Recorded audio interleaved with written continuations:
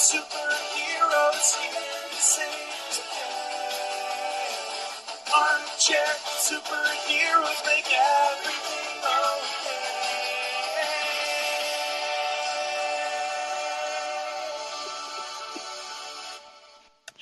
Boom. There you go.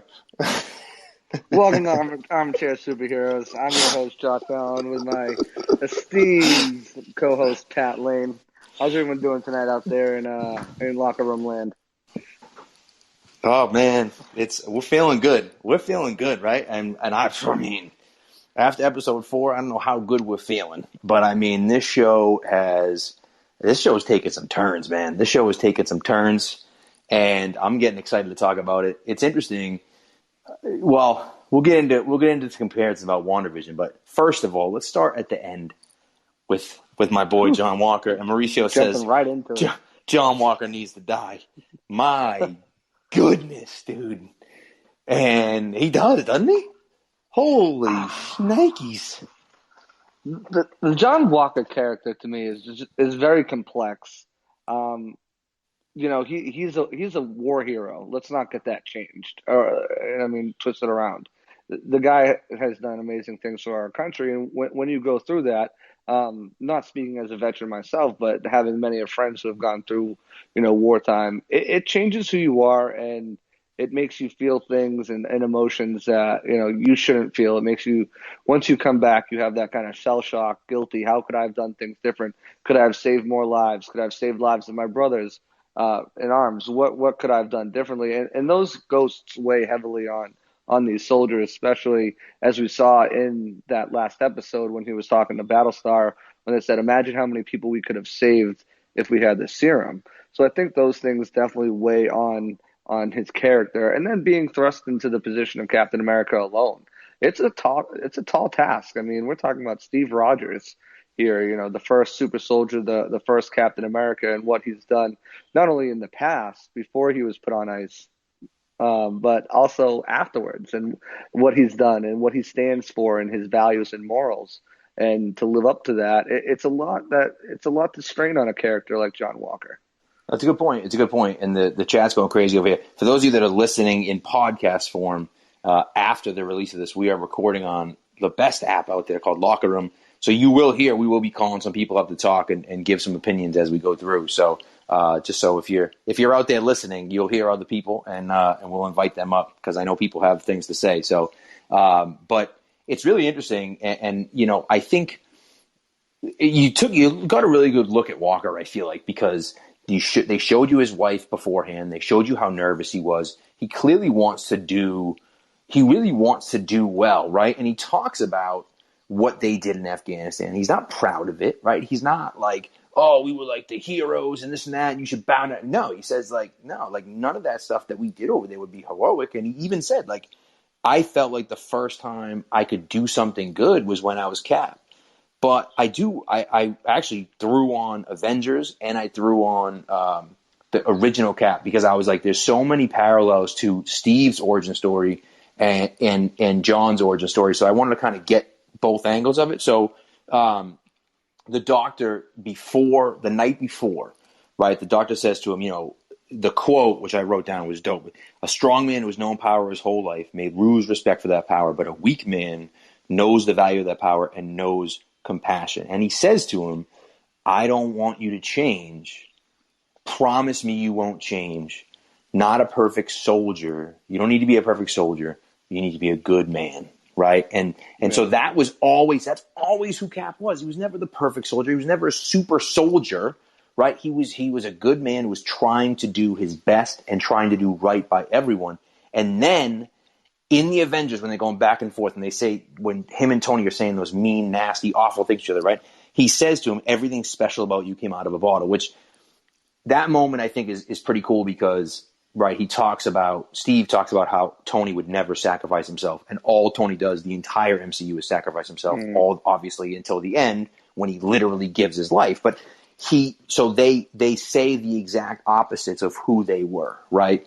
And so Steve, yeah, sure, is a super soldier because of the bottle, but he is who he is because that's who he is. It's not because he took the serum. Like, it's because that's who he got. That's who he is. You know what I mean? So John, although had good intentions, he wasn't that guy. He's not that guy. You can't live up to that guy. You know, and so I feel like it is hard. But I think Emily said, like, he was set up to fail. Like, it's just not, you know what I mean? Yeah, and you know we saw that, and you mentioned the great points of when he's about to go on Good Morning America and he's in the locker room and he's talking to his wife and you know he's doubting himself there. He's been doubting himself all along, especially whenever he runs into Falcon and Bucky. I mean that first time they're in the Jeep and. I keep wanting to hear Bucky snap at him because you heard him snap at Sam, only Steve can call me that. But here comes John Walker calling him Bucky throughout the whole thing, and he says nothing to him about it. But with John Walker, I feel like he felt that he had no choice but to take that serum. If he was going to be able to live up to the Captain America name, and that's what it is, right? It's living up to the name. He feels immense pressure and immense weight on him having that shield and being the face and, this new overnight celebrity and, people are coming up and getting your autographs and you see that and I thought that was a really nice touch of the people coming up and asking for his autograph, and it gives you another dimension of what he's going through and the insane amount of pressure he feels. And I feel like after that conversation that he had, and actually, getting his ass beat by the Dora Milaje, did I say that right? Something like that. Dora Milaje, maybe? Dora Milaje, yeah. After, he feels like, plus going up against the super soldiers and even against Falcon and against Winter Soldier, a regular him doesn't really stand a chance against any of those guys. So you heard him say it. They don't even have superpowers or they don't even have super strength. Yeah, they're not even super soldiers. Yeah, yeah, super soldiers. The weight of it was on him, and while I think the intentions, like we've said, has always been good. You brought up a great point. The serum enhances what you have, and Battlestar said that too. It enhances who you are, enhances what you have. And if you're having these self doubts and self-loathing thoughts and stuff like that about what you've done, and it's going to have an effect on you. And then obviously we see at the end, him losing his best friend and his brother in arms, and his best, the guy who's been with it all throughout Afghanistan and everything. He dies and he just snaps and he loses it. And right. Well, that's it. Everything right? that Cap stands for. 100%. And what's so interesting is that Carly says earlier in the episode when they're in the graveyard, which, by the way, we're going to get into the serum in a minute because there's some missing vials out there. But nevertheless, when they're in the cemetery and he says to her, like, I was a big Captain America fan, and I didn't think anyone else could be Captain America until I met you. And she says the best thing that we can do is destroy that shield, right? Because it's a symbol. It's a symbol of the old ways and everything else. And then, lo and behold, he kills that exact guy with that shield.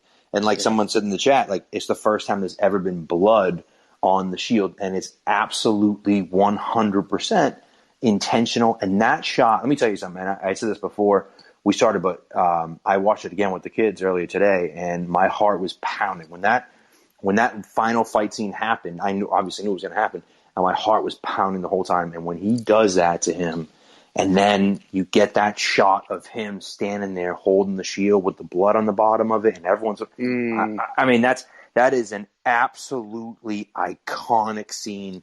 That's just unbelievable. And as everyone in the chat is pointing out, and it's true, like it is absolutely a look at what America has done in the past, is still doing currently, and shoot, I mean, for God's sakes, it happened again yesterday. Like what happens in America every single day. And, and it's unfortunate, but that's, Marvel isn't afraid to do that, and they haven't shied away from it, which I think is great, because it's stuff that needs to be exposed, even if it's just at this moment, right? And it's like, hey, this guy, and they painted it, like they made it clear he's a good guy. He wants to do the right thing. He's trying to do the right thing. But he just, the pressure's too much to put on one person to be the face of it, right? Some guys can handle it. Some people are Steve Rogers and can do it. But so anyways, it's crazy that it happens that way. And like I said, I'm happy that Marvel is going there and dealing with these difficult topics, because it's not exactly the most popular thing sometimes, but it has to be talked about. Yeah, and we saw a bit of it in WandaVision as well. And we saw it in episode 2 when they go to Baltimore, and Sam is racially profiled. And I was talking about this in another group on Locker Room the other day about how Marvel, they don't pitter patter on things. They take on real world things that are happening current day, and it makes you relate to them, and it gives it a humanistic. Is that a word? I don't know if it is, but a realistic human perspective on it. That okay, well, this is all made up, and comic book and whatever. It ties it into what things are, what's going on in real life. So, Man, it's a breath of fresh air. Unlike what's even DC. I don't want to. Well, right. What's even crazy about that scene that you're talking about in Baltimore was that they pull them over, right? They don't pull them over, but they pull up like, "Hey, what's going on? Is he bothering you?" And he's like, "No." And then he's like, "Oh my God!" Realizes who Falcon is, and is like, "Oh, this black guy's okay." And then Bucky has a warrant out for his arrest. So it's like, like they think that the black guy is the problem, when in fact the white guy has a warrant out for his arrest. So they end up arresting him instead, and everything's fine. So it's one of those things where it's like, man, like they nailed it. Ties into everyday life that people are going through, and it's great. And I'm just looking through the chat too, and S brings up a good point. He said, "I think there's a big chance John Walker is more of an anti-hero versus a full-blown bad guy." And I think so I think too. that's right. I think he's lost. I think he's under, as we've said multiple times already, under an immense amount of pressure, and that it's getting to him, and that he's kind of breaking. Some people can handle it, some people can't. And we're seeing before our eyes that John Walker is not one of these guys who can handle this pressure, handle this stress, and handle what comes with carrying the shield. And we saw the little teaser trailer of Sam and Bucky, and it looks like they're going to maybe fight John Walker to try to take that shield back. They've been talking about it, especially Bucky.